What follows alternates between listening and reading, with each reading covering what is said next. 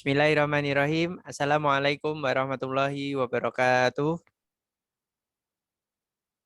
Waalaikumsalam warahmatullahi wabarakatuh. Ya, luar biasa ini yang menjawab semangat. Yang lainnya belum menjawab dengan semangat, ya kita ulangi. Assalamualaikum warahmatullahi wabarakatuh. Waalaikumsalam warahmatullahi wabarakatuh. Ya, alhamdulillahirrabbilalamin. Semuanya semangat dalam menjawab salam. Karena hukum mengucapkan salam itu sunnah, tapi menjawabnya jadi wajib ya. Jadi kalau kita diberi salam, wajib untuk dijawab. Karena itu adalah doa. Baik anak-anak sekalian di kelas kuning, sehat semuanya? Sehat. Sehat. Jawabnya sehat seperti 90%. Mas Fadil. Sehat Us. Sehat semuanya. Sehat. Alhamdulillah. Nah, semangat pagi hari ini. Semangat dong. Semangat dong. Oke, siap. Jadi anak-anak sekalian perlu diketahui bahwa energi positif dan energi negatif itu nular. Loh, maksudnya gimana, Us? Kalau kita semangat, maka orang-orang di sekitar kita itu akan ikut semangat. Tapi kalau kita kurang semangat, males, kemudian ngantuk, itu orang-orang di sekitar kita juga akan ikut ngantuk dan males. Maka kita usahakan selalu menularkan energi-energi positif ya, dimanapun berada. Baik, untuk kesempatan pagi hari ini, untuk pembelajaran pendidikan Pancasila Kewarganegaraan, kita awali dengan bacaan basmalah. Bismillahirrahmanirrahim. Rabbi shrah li sadri wa yassir li amri wahlul 'uqdatam min lisani yafqahu qawli. Amin. Baik anak-anak sekalian di kelas kuning, setelah kita melalui 1 bulan pembelajaran di kelas kuning, mulai dari Sogem dan Trein, alhamdulillah untuk PPKN ini masih menempati rata-rata tertinggi dibandingkan mapel-mapel yang lain. Rata-rata terakhir dari PPKN ketika Trein adalah 94. Artinya secara materi, secara pengetahuan, insya Allah anak-anak tidak ada masalah dalam belajar PPKN berdasarkan hasil itu.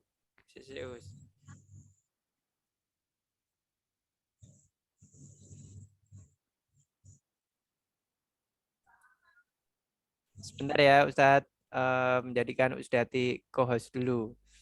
Nah, anak sekalian, sekali lagi untuk PPKN secara nilai tidak ada masalah mungkin ya, karena rata-ratanya luar biasa ini 94. Oke, sebentar, Ustadz izin dulu ke ruang utama. Ini Ustadz ada trouble sehingga tidak bisa untuk merekam. Oke, sebentar ya.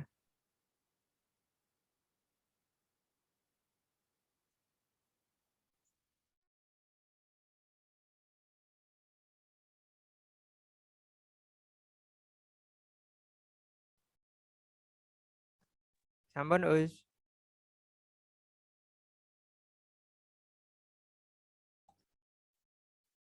Untat. Siap. Baik, anak sekalian. Sebelum kita lanjutkan, ada pertanyaan dulu berkaitan dengan Trein kemarin. Halo? Mohon konfirmasinya, ada pertanyaan dulu berkaitan dengan Trein kemarin yang telah kita lalui? Tidak ada gitu ya. Jadi kalau Ustadz lihat nilainya di kelas kuning, ini untuk PPKN tertinggi adalah 90. Oh, ada yang 100. 103 anak ini ya. Untuk mapel PPKN rata-rata sudah 9 lebih gitu ya. Oh, yang 100. Yang 100 kemarin belum dilihat. Saya tak share lagi.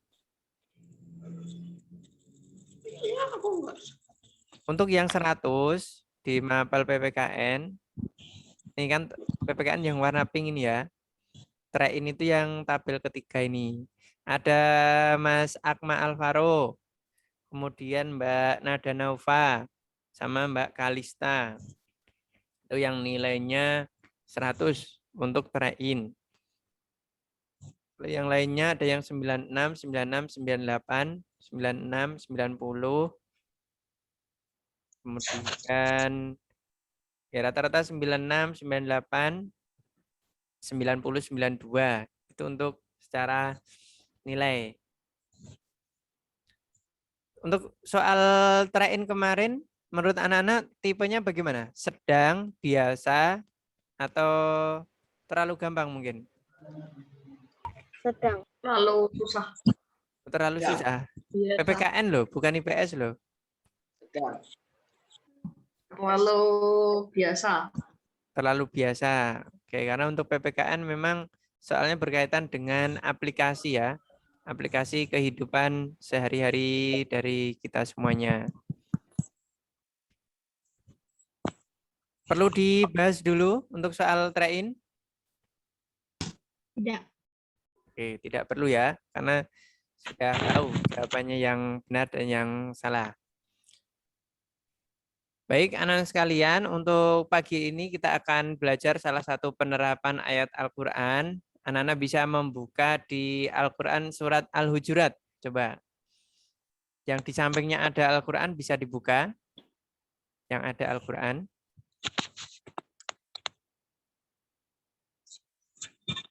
Bisa dibuka Al-Qurannya surat Al-Hujurat, surat ke-49, ayatnya ayat ke-10.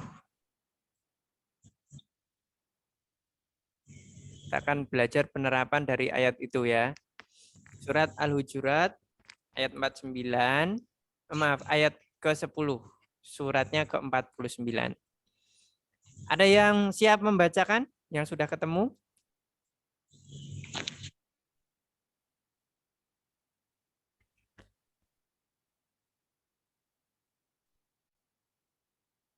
Halo, ada yang siap membacakan? Sebelum Ustadz persilakan. Surat apa, Us? Ada yang siap membacakan? Surat apa? Surat Al-Hujurat. Ayat. Ayat ke-10.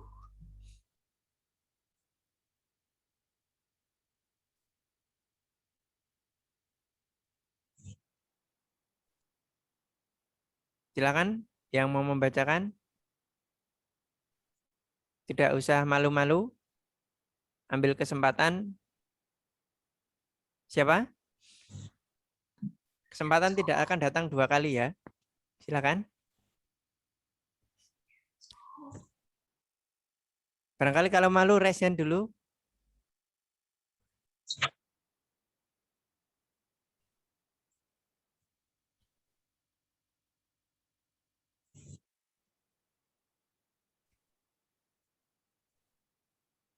Sudah ketemu?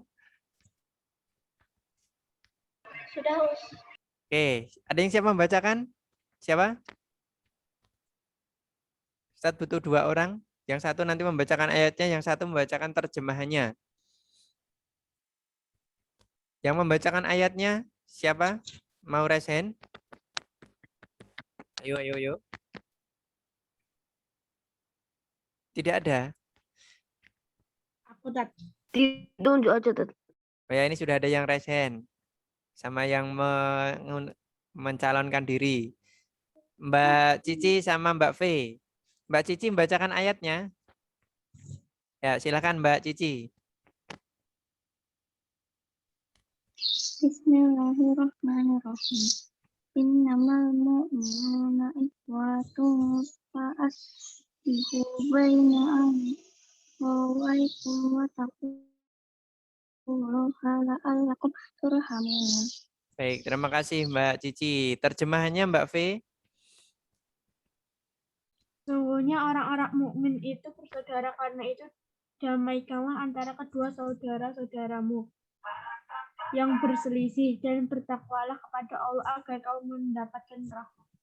Baik, terima kasih Mbak Cici dan juga Mbak V. Jadi dari ayat ini, ya Mas Raffi, dari ayat ini kita dapat mengambil hikmah atau pelajaran apa coba? Dari ayat ini. Innamal mu'minuna ihwatung fa'aslihu baina akhawaykum. Sesungguhnya orang-orang mukmin itu bersaudara. Karena itu, damaikanlah antara kedua saudaramu yang berselisih dan bertakwalah kepada Allah agar kamu mendapat rahmat. Nah, hikmah apa yang dapat kita ambil dari ayat ini? Coba. Anak sekalian, silakan berpendapat bebas. Tidak mempengaruhi nilai, tenang aja. Tapi menjadi nilai plus bagi Ustadz ya. Oh, ini anaknya aktif. Oh, ini komunikatif gitu ya. Dari ayat ini kita dapat mengambil hikmah apa? Orang-orang mukmin itu bersaudara. Ya, satu, bahwa orang-orang mukmin, orang-orang yang beriman itu bersaudara. Dua, Orang yang berselisih harus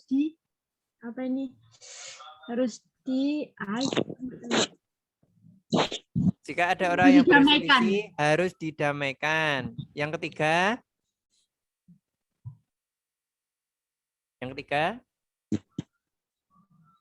Kita orang ini jangan berselisih. Tidak ya, boleh. jangan berselisih.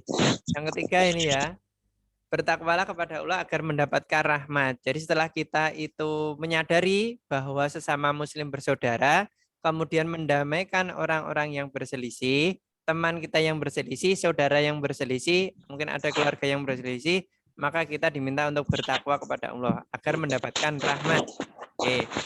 Nah, apa kaitannya dengan pembelajaran kita di pagi hari ini? Nah, ini kaitannya dengan pembelajaran kita di pagi hari ini yang itu berkaitan dengan kerukunan. Anak-anak bisa menyimak di BBD-nya di halaman 41.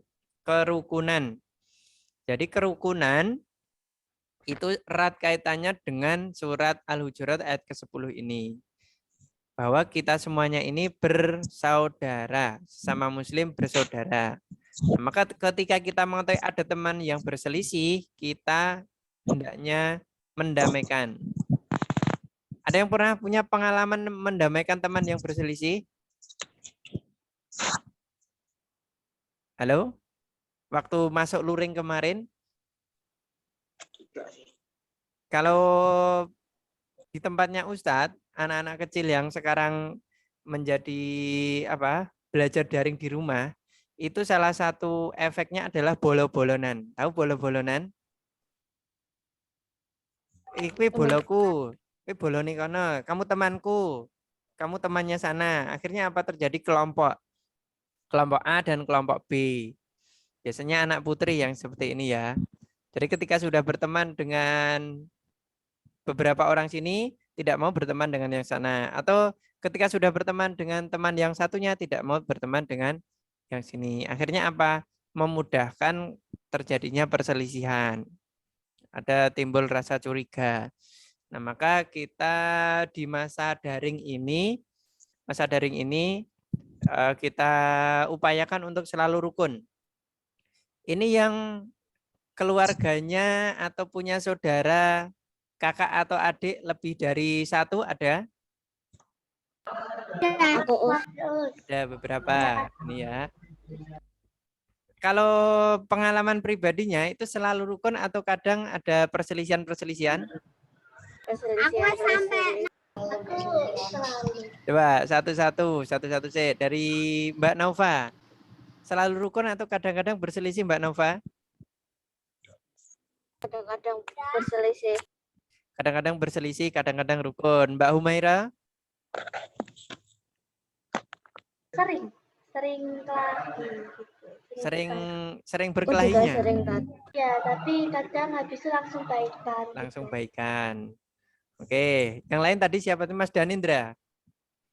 Pengalaman Mas Danindra bagaimana Mas Danindra? Halo, suaranya bisa diperjelas? Halo? Bisa diulangi Mas Danindra? Sering berkelahi sama adik. Oh, sering berkelahi sama adik. Kadang satu hari bisa berantem ngambek-ngambekan. Oke, ya. Jadi memang itulah kehidupan ya. Jadi kehidupan kita itu kadang berkelahi, kadang berselisih, itu biasa. Tetapi dari perselisihan atau perkelahian itu hendaknya kita bisa mengambil hikmah, bisa mengambil pelajaran bahwa kita sebenarnya lebih suka kalau rukun. Nah, semuanya pasti suka kalau rukun. Ada yang sukanya berantem terus? Tidak ada mungkin ya. Pasti kita lebih sukanya rukun. Mbak V sukanya berantem terus. Biar rame mungkin. Ya, jadi secara fitrah itu secara lahiriah memang kita lebih suka hidupnya itu rukun dibandingkan dengan berantem. Nah, anak-anak sekalian, kehidupan kerukunan ini sudah sering kita laksanakan, sudah sering kita temui dalam kehidupan sehari-hari kita. Oke. Yang semalam belum membaca, saya tampilkan. Jadi rukun itu hidup, kata kuncinya saling menghargai, saling menghormati, saling menyayangi. Saling menghargai, menghormati, menyayangi. Itu berarti kita sudah rukun.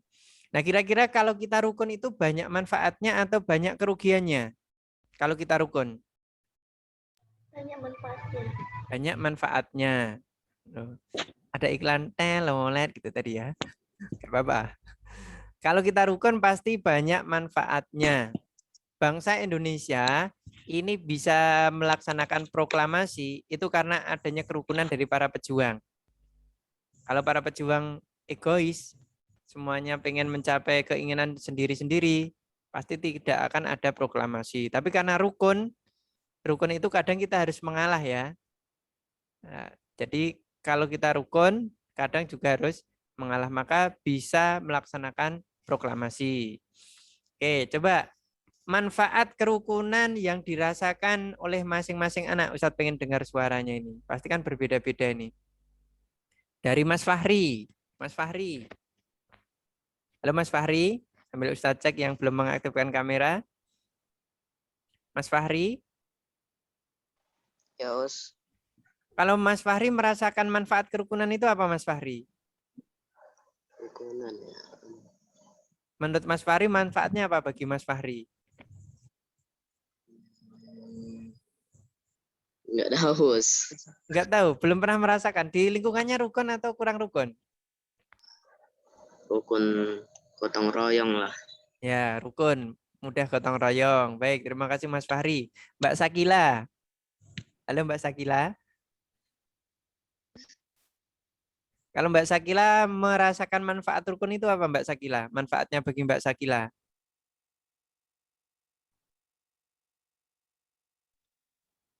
Hatinya adem sama Hatinya damai. adem. Oke, damai. Oke. Baik, kita cek lagi. Mas Rafid. Mas Rafid nembaknya ke langit-langit nih ya. Mas Rafid, kalau Mas Rafid merasakan manfaat rukun itu apa Mas Rafid? Ya, Manfaatnya rukun bagi Mas Rafid apa? punya banyak teman. Punya banyak teman. Oke, yang lainnya silakan tuliskan di kolom chat. Apa ya? Manfaat rukun yang dirasakan. Kemudian Mas Bagas, manfaatnya apa Mas Bagas?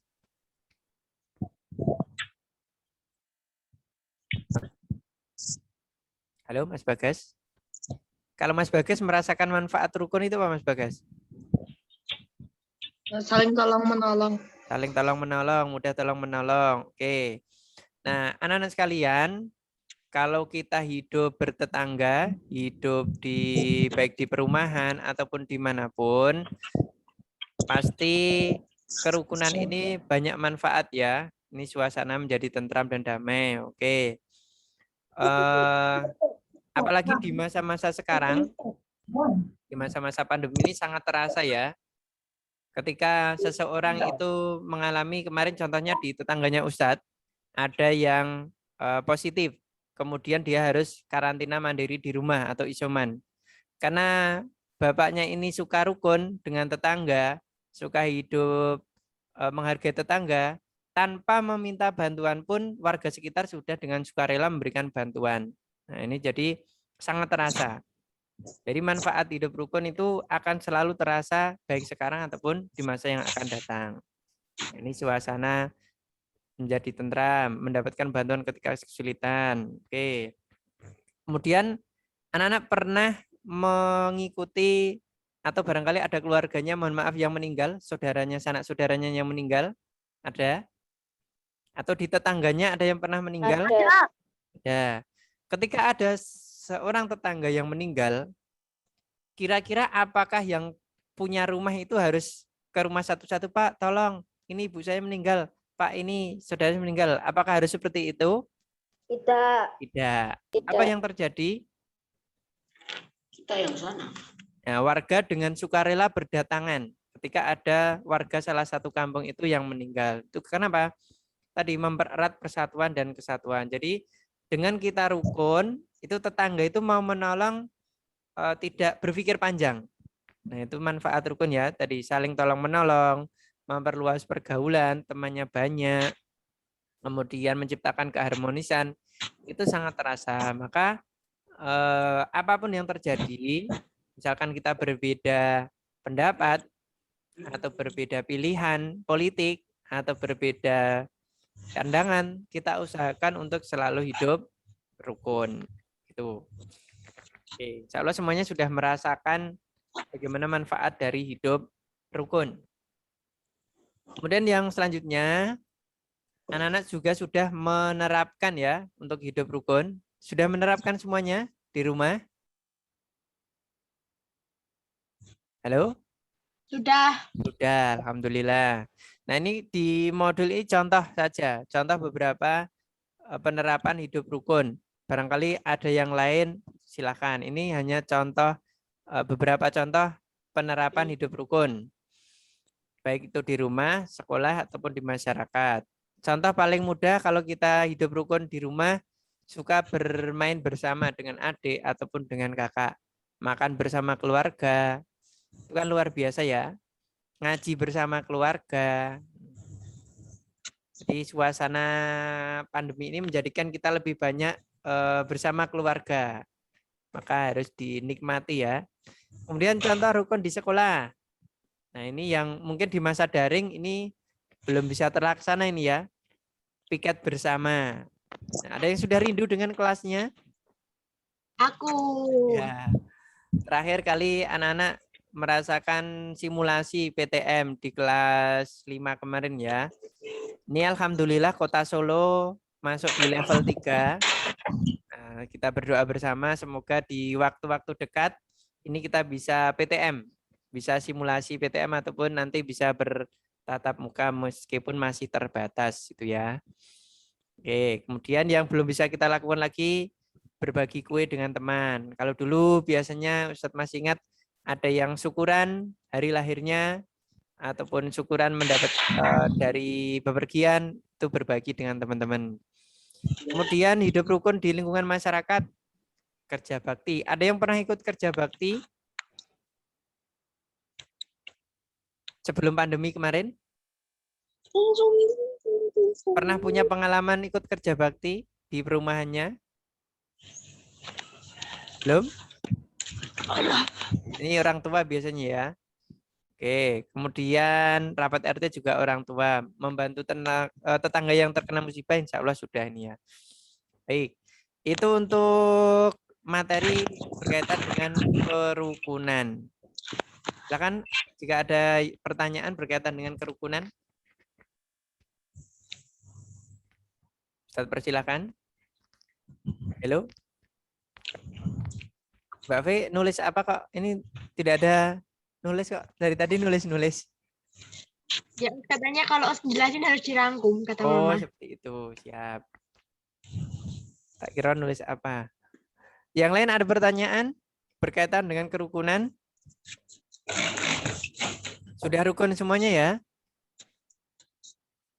Sudah? Oke, kita coba ke aktivitas siswa. Coba kita akan melihat bagaimana kehidupan kampung Cempaka. Ustaz minta tolong dibacakan satu orang satu paragraf ya. Coba. Yang paragraf pertama ada yang Halaman bersedia berapa, membacakan? Di halaman 43.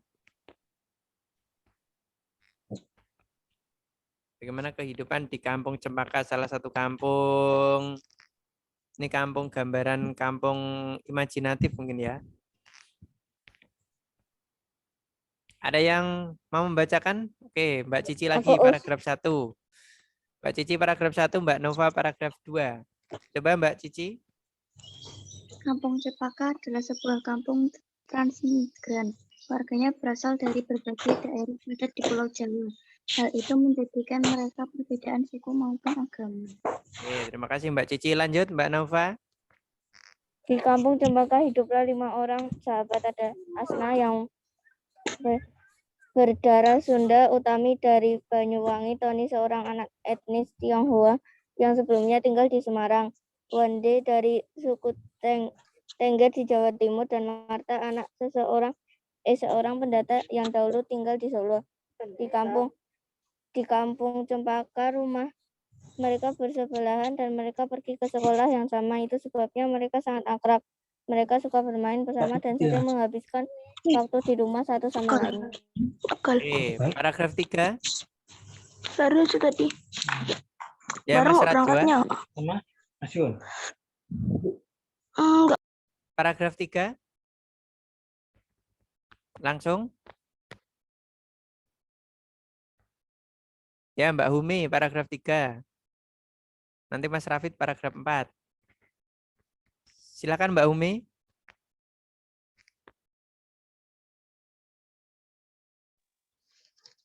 Meskipun berbeda suku, kebersamaan begitu kental terlihat dalam keseharian mereka. Bersama anak-anak lain di kampung Cempaka, mereka setiap akhir minggu berkumpul di balai utama kampung. Biasanya selain berolahraga bersama, mereka juga kerap berkeliling ke rumah warga, membantu melakukan apa saja yang dibutuhkan warga. Oke, terima kasih Mbak Humi. Dilanjutkan Mas Rafid. Kadang-kadang mereka membantu warga lanjut usia, sekedar membereskan rumah atau menyiapkan makanan. Sesekali mereka juga membantu orang tua yang sedang bekerja seperti membersihkan lingkungan. Oke, terima kasih. Lanjut. Paragraf 5. Ya, Mas Adrian, paragraf 5. Dari Tony, mereka belajar menari barongsai. Lalu mereka ajarkan tarian itu kepada anak-anak sekampung. Sementara itu, setiap tiba saat panen, Wande dan keluarganya akan sibuk memimpin warga membuat tumpeng gede, yaitu nasi khas dari daerah Tengger yang dibuat untuk mensyukuri berkah Tuhan dalam wujud panen raya. Oke, terima kasih Mas Adrian. Terakhir.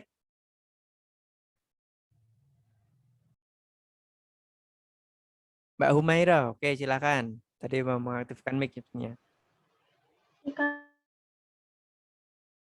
Toleransi yang ditunjukkan kelima sahabat itu sekadar berupa hal-hal kecil.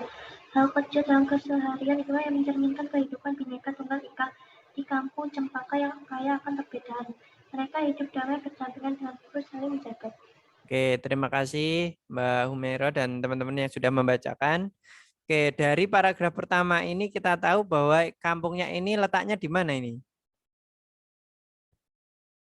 Kira-kira letaknya di mana ini? Kampung Cempaka, kampung transmigran. Ada yang pernah mendengar kata transmigran? Belum pernah?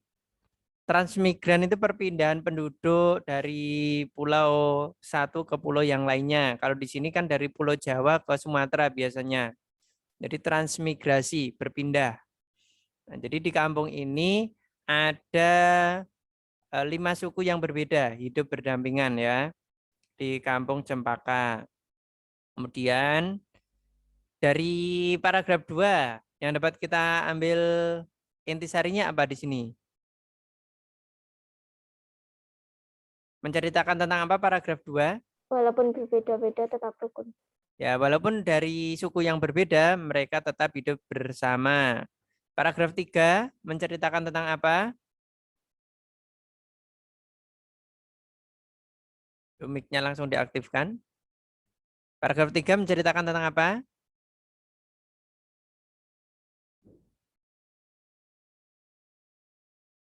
Halo, paragraf 3 ini menceritakan tentang apa?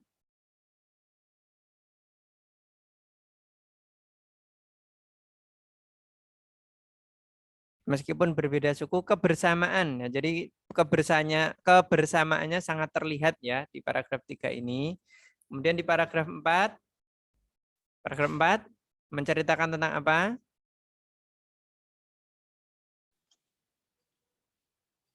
Halo? Paragraf 4 menceritakan tentang apa ini? Membantu warga lanjut usia. Ya, anak-anak terbiasa membantu warga yang lanjut usia atau membantu kerja bakti. Kemudian di paragraf 5,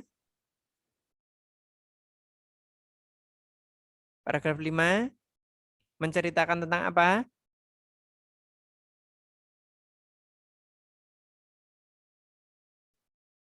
Ya, Mbak Daneva, paragraf 5 menceritakan tentang apa?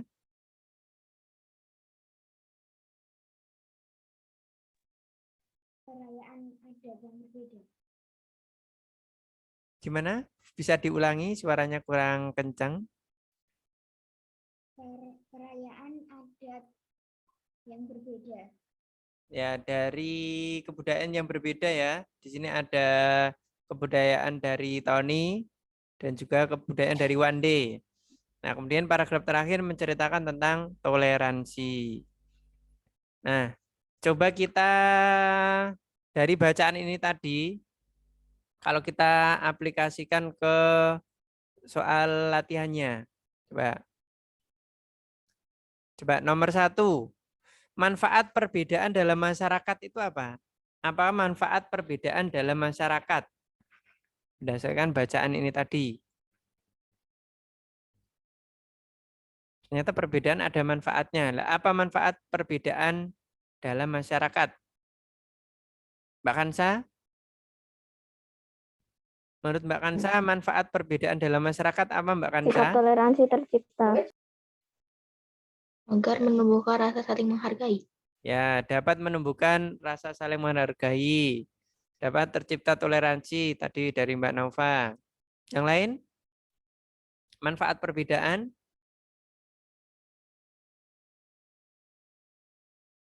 Kalau anak-anak adanya perbedaan itu merasa ada manfaatnya atau tidak? Itu. Ada Mbak Nova, Mbak V. Adanya perbedaan merasakan manfaatnya atau tidak? Iya. Ya, jadi kalau kita beda itu kan jadi rame gitu loh ya. Contoh kecilnya gampang. Ketika masyarakat Indonesia ini berbeda-beda, akhirnya kan kehidupan jadi rame. Rame itu artinya bisa saling melengkapi gitu ya. Coba kalau seluruh manusia sama kan jadi nggak rame. Seperti Ustadz semua ini kan bahaya. Seperti Mbak Nova semua ya bahaya nanti ya. Nanti tidak tahu kebudayaan di daerah lain. Jadi bisa tadi saling menghargai, tercipta toleransi, saling mengenal kebudayaan. Oke, nomor 2. Apa saja penyebab perbedaan yang ada di masyarakat? Penyebabnya apa saja perbedaannya ini? Dari bacaan ini tadi. Mbak Zia? Penyebab perbedaannya apa saja Mbak Zia di masyarakat?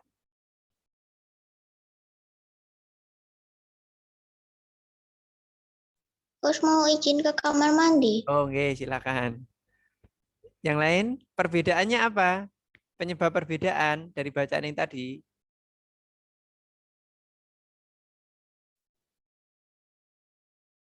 Ayo, jangan takut salah, jangan malu-malu. Perbedaan suku maupun agama.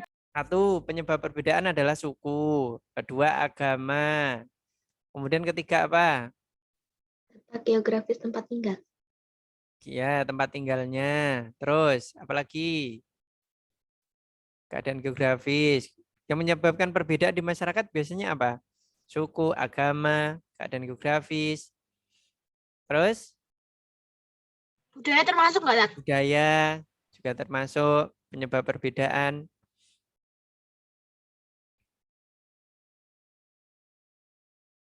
Kehidupan ekonomi itu juga bisa menjadi perbedaan di dalam masyarakat ya.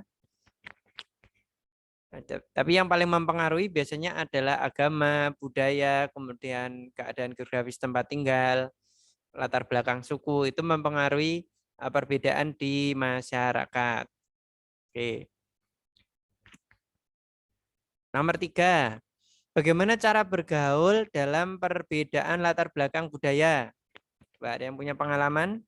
Cara bergaul ketika kita berbeda budaya. Tidak memandang perbedaan. Tidak mengedepankan perbedaan atau tidak menjadikan perbedaan sebagai perdebatan. Boleh yang lain? Cara kita bergaul?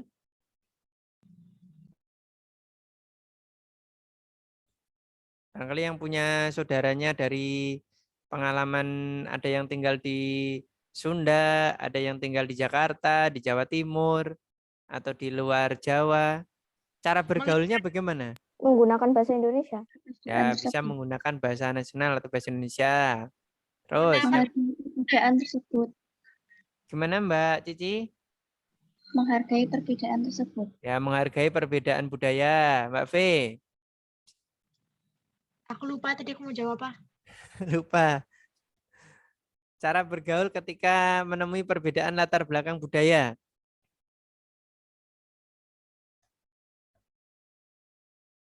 Tidak mengejek budaya orang lain. Ya, tidak mengejek ketika melihat perbedaan. Contoh perbedaan budaya. Tadi di bacaan ini kan ada 2 budaya, yaitu kalau yang Tony itu kan dari etnis Tionghoa. Kemudian dari Wande itu dari suku Tengger. Ini kan budayanya berbeda. Nah, Tony ada budaya barongsai. Kemudian kalau Wande ada membuat tumpeng setiap kali panen. Nah, jadi dari perbedaan itu kita tidak boleh menghina. Nah, kemudian yang perlu kita sadari, selama budaya itu tidak bertentangan dengan ajaran Islam, selama budaya itu tidak bertentangan dengan ajaran Islam, maka kita hormati ya. Tidak boleh kita ejek. Tapi kalau sudah bertentangan dengan ajaran Islam, kita cukup tahu, tidak perlu melaksanakan. Contoh budaya yang bertentangan dengan agama Islam apa? Contohnya kalau di bahasa Jawa kan ada budaya,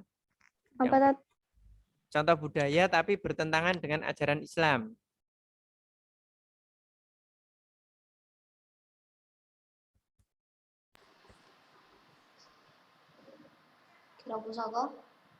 Kirab pusaka. Mungkin ada perbedaan pendapat ya. Jadi ada kirab pusaka, kemudian ada misalkan kalau di daerah pesisir itu ada sedekah laut. Nah, kalau di ajaran Islam daripada sedekahnya dilarung ke laut, diberikan ke laut kan mending sedekahnya itu diberikan ke orang-orang yang membutuhkan. Tapi kita tetap tidak boleh mengejek seperti itu ya. Nomor 4, sikap apa yang dibutuhkan dalam menghadapi perbedaan? Ini hampir sama dengan nomor 3 ya. Sikap ketika menghadapi perbedaan. Menghargai, menghormati, tidak mengejek. Menghargai, menghormati, tidak mengejek, toleransi. Oke. Kemudian untuk nomor 5 ini nanti yang dikumpulkan di kelas dojo ya, nomor 5. Nah, nomor 5 ini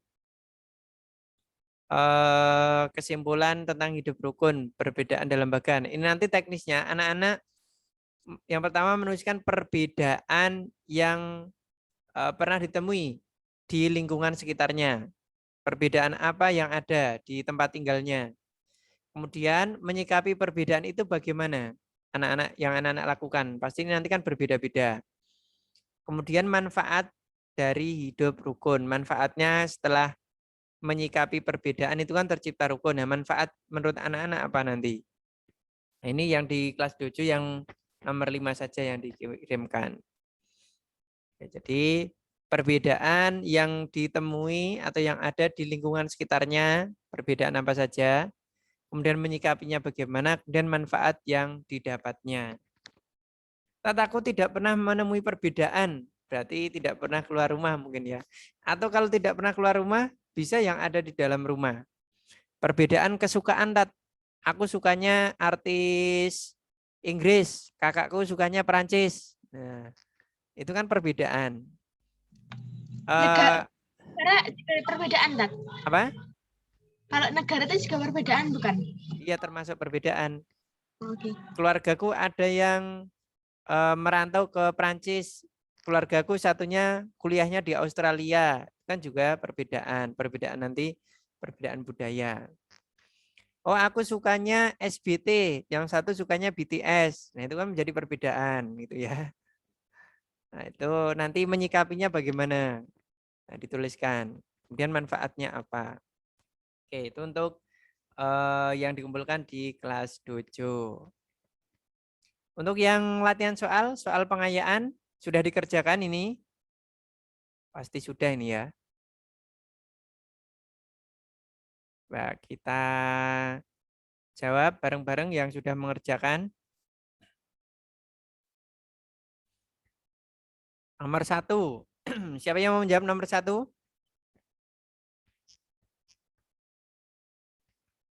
Aku. Ya, silakan, Mbak Cici. Semboyan yang tepat untuk persatuan dan hidup rukun adalah B.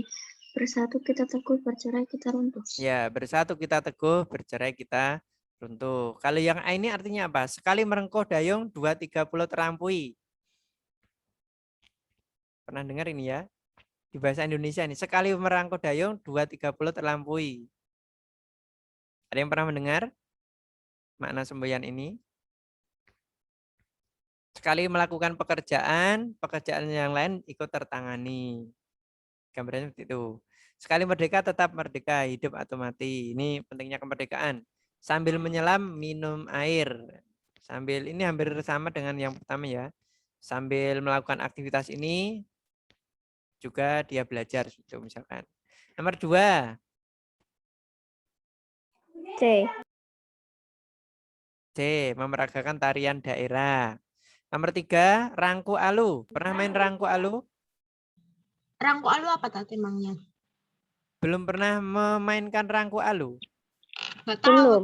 namanya. Belum. Juga nggak Pernah tahu lihat gambarnya permainan apa belum? itu. Belum. Waduh, coba.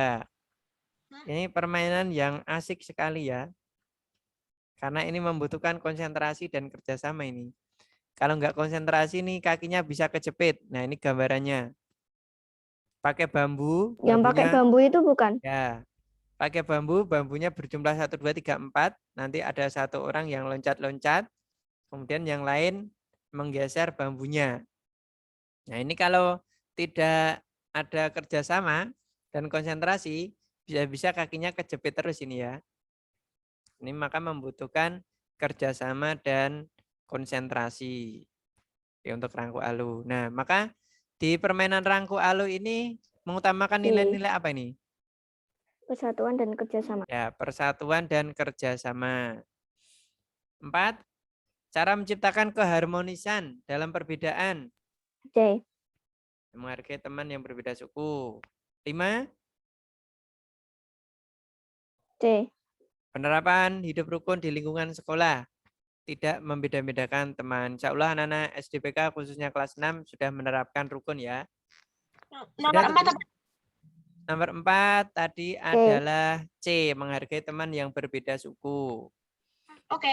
Kalau di Ustadz, SDPK, nomor 3 tadi apa ya? nomor 3 B. Persatuan dan kerjasama. Oke. Oke, demikian untuk kerukunan.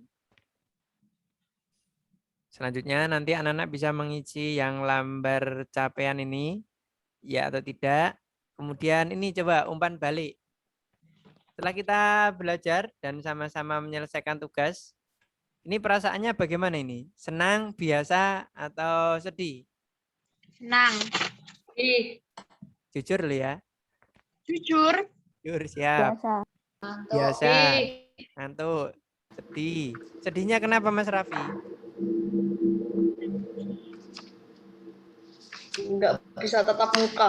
Oh, nggak bisa tatap muka.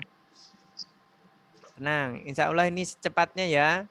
Secepatnya kita Terus usahakan ada katanya tatap mamaku muka. tanggal 13 toh PTM. Nanti ada pemberitahuan, ini Ustadz-Ustadzah masih merancang teknisnya dan juga mengusulkan izin-izinnya. Yang jelas kabar baiknya di